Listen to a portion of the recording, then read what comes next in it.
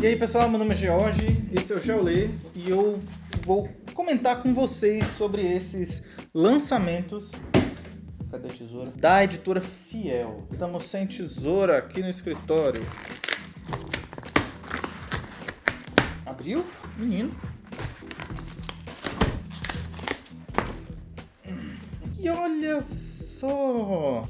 Com devoção, as cartas pessoais e histórias de amor de Jim e Elizabeth Elliot e o Ministério do Pastor, prioridades bíblicas para pastores fiéis. Rapaz, esse livro aqui simplesmente atravessou toda a minha meta de leitura. Eu vou ler ele. Eu vou ler ele essa semana. Eu vou começar a ler ele agora. Mas vamos dar uma folhada nesses livros aqui. Vamos aqui conhecer esses livros então. Vou começar com o Ministério do Pastor, prioridades bíblicas para pastores fiéis. Todo pastor luta com a falta de tempo e com dificuldade de determinar prioridades em seu ministério. Eu nem preciso ser um pastor muito experiente para perceber isso. Alguns preferem atender necessidades por ordem de urgência, enquanto outros procuram manter uma agenda mais organizada e intencional. Nossa, isso aqui é muito interessante, porque o pastor lida muito com urgência.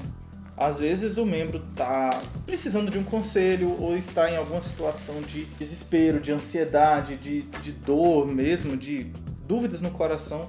Ah, que capa macia! E precisa trabalhar com certa urgência. Existe um anseio ali de atender aquelas necessidades. Mas o pastor também lida com muitas questões que são importantes, que só com bastante preparo e intencionalidade pode ser atendido. Então, é um dilema aí, né? Interessante. Essas responsabilidades enraizadas nas escrituras ajudam pastores a definir como usar mais sabiamente o seu tempo e atender às muitas demandas espirituais da igreja. E aqui são as 10 prioridades. Guarde a palavra, pregue a palavra, ore pelo rebanho, seja um exemplo, visite os enfermos, console os entristecidos, cuide das viúvas, confronte o pecado, encoraje as ovelhas mais fracas, identifique e treine líderes. Será que é nessa ordem? Primeiro isso, depois aquilo? Geralmente não é assim, né? Essas coisas acontecem tudo na mesma semana, às vezes no mesmo dia. Vamos folhear um pouco ele? Ok, então as prioridades estão aqui no sumário. Ah, que interessante. As 3 partes são fundamento, guarde a palavra, pregue a palavra e ore pelo rebanho. O foco, seja um exemplo, visite enfermos, console entristecidos, cuide das viúvas. E fidelidade, confronte o pecado, encoraje ovelhas mais fracas, identifique e treine líderes. Muito legal. Logo na introdução, ele já dá um pouco da base bíblica para essa ideia das prioridades pastorais. Olha só, a palavra de Deus é suficiente para delinear o chamado divino de um pastor e instruir a respeito de como ele deve estabelecer prioridades em sua agenda diária. A palavra de Deus ressalta consistentemente as prioridades de pastores fiéis e afirma que essas prioridades giram em torno do chamado principal: pastorear o rebanho de Deus. A palavra de Deus tem o poder de lidar facilmente com as demandas, pressões e expectativas que oprimem o espírito de um pastor. Ele falou facilmente. Bom, acho que a ideia é que a palavra de Deus é útil, né? A ideia de que é útil. E a palavra lida facilmente, não nós, né? Mas esse facilmente me assustou um pouco. Chegou a dar aquela pausa assim, facilmente. E aqui ao final também é interessante. Você pode ter ficado curioso a respeito da ausência de outros aspectos importantes de um ministério pastoral, como evangelização e cuidado dos pobres. E aí ele coloca aqui embaixo: no entanto, neste livro eu destaco as prioridades do ministério de um pastor. As coisas que ele tem que fazer para cuidar do povo de Deus. Embora eu não tenha abordado diretamente esses ministérios importantes, espero encontrar alguma menção a eles nas 10 prioridades. A evangelização é necessária quando pregamos a palavra e guardamos a verdade. Para quem não pegou aí, né? Pregar a palavra e guardar a verdade são 2 prioridades. Cuidar dos pobres da igreja é inevitável quando um pastor visita os enfermos, cuida das viúvas e encoraja os fracos. Então ele relacionou que isso está ligado a outras 3 prioridades, né? Muito interessante. E trabalho gráfico aí, a editora Fiel sempre tem uma edição dos seus livros sempre com muito capricho, né? As partes, o início de cada capítulo, muito legal. Nossa, eu quero demais ler esse livro. Que lindo, lindo ele.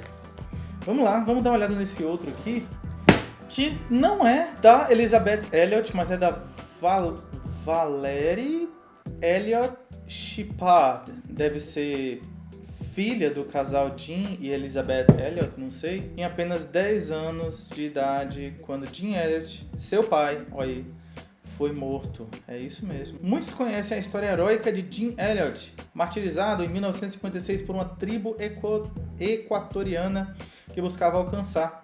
Também conhecem o prolífico legado de Elizabeth Elliot, que inspirou gerações de mulheres cristãs, mesmo após a sua morte em 2015. O que muitos não conhecem é a notável trajetória da vida deles, até encontrarem seus corações entrelaçados. Interessante. E a editora Fiel já tem se determinado aí a lançar muitos livros da Elizabeth Elliot.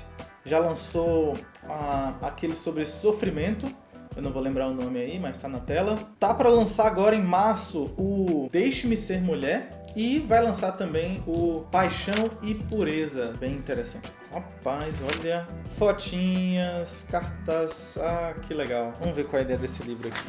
A Valerie, se é assim que pronuncia, surgiu do anseio dela em conhecer melhor o seu pai, também por causa de tudo que a sua mãe falava sobre Jean Elliot, já que ela não conheceu bem, né? Ela tinha apenas 10 anos quando ele faleceu. E aqui ela conta sobre o diário do pai dela, da mãe dela, e reúne aqui histórias. Então, ainda que seja, como o título aqui diz, né, cartas pessoais e história de amor, parece muito um relato bem biográfico mesmo, porque não são apenas a reunião dessas cartas, mas alguns comentários.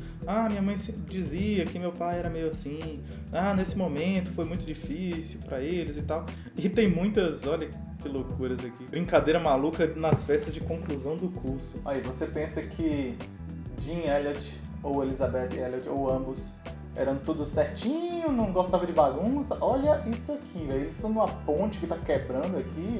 Bom, eu tô dizendo isso, mas eu nem sei se eles estavam participando disso aqui, né? Algumas fotos deles em família, alguns rascunhos aqui, pequenas cartas, poemas. Muito legal. Bom, fiquei curioso para saber o que tem aqui. Apesar de ser um livro muito legal, eu não sei se eu encontraria um espaço na minha meta de leitura. Talvez ali na parte de leitura relaxante, por ser um estilo mais biográfico, e é curioso. Eu acho que pode caber sim, mas eu não vou prometer não, tá? Então tá aí os 2 lançamentos da editora Fiel do mês de fevereiro. No mês de fevereiro também eles lançaram um outro livro que fala sobre namoro e solteirice.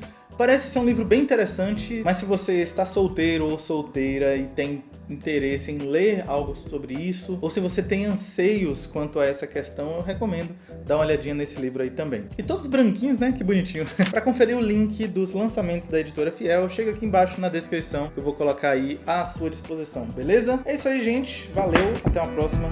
Tchau.